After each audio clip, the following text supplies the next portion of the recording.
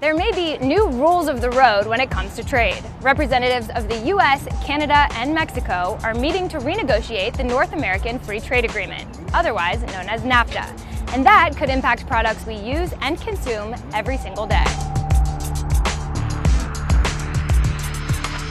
Cars are incredibly complicated machines. So check this out, when you're here in a garage, you can really start to see the tens of thousands of parts that go into these vehicles. So NAFTA has led automakers and suppliers to invest in these complex supply chains that spread across the continent so that all of these parts are relatively cheap to make and the end product, the car, is affordable for consumers to buy. Do most people understand how complicated cars are when they come in? They don't. No idea? They don't. Yeah, they have no idea. For example, a car made in an American factory might include seats and brakes assembled in Mexico, bumpers and plastic produced in Canada, and airbags made in Japan. Under current NAFTA rules, 62.5% of the content of a car has to originate in North American countries for that vehicle to be tariff-free. But that number might change. The Trump administration says it wants to update and strengthen the rules of origin. That could mean raising the thresholds and tightening rules for subcomponents. The Trump administration's goal is to promote U.S. manufacturing. But if the terms are too strict, the rules could backfire. Car companies might move manufacturing elsewhere, and prices could rise.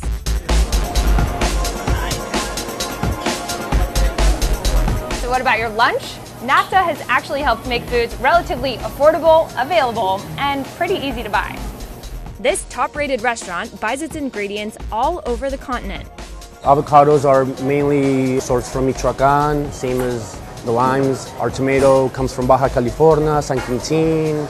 And then we have, cilantro, onions from Guerrero. What about the meats? All our meats are from the U.S. All our proteins are from the U.S. Come from the two major beef distributors, so it comes from all over the nation.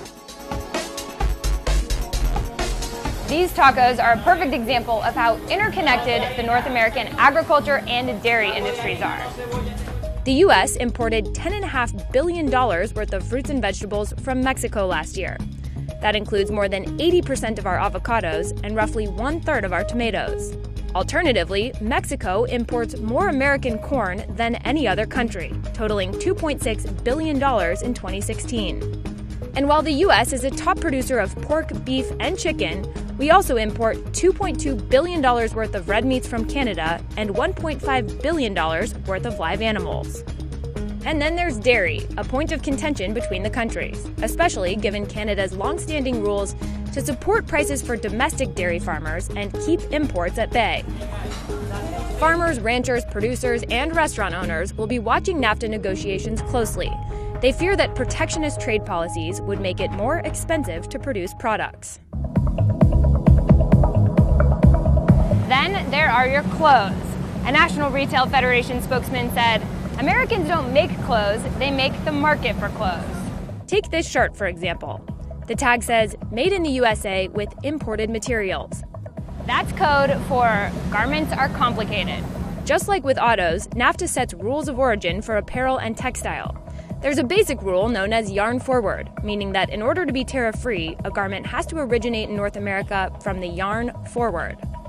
But there are some caveats. Trade preference levels, or TPLs, allow duty-free access for certain amounts of yarn and fabrics that undergo significant processing in NAFTA countries.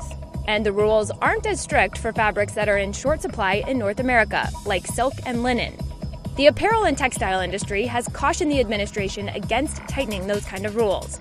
Trade groups say that companies will likely turn to Asia for more apparel rather than comply with tedious NAFTA regulations. So how long will negotiations take? The Trump administration says it wants to wrap things up by the end of the year, but trade experts say that's a very ambitious timeline.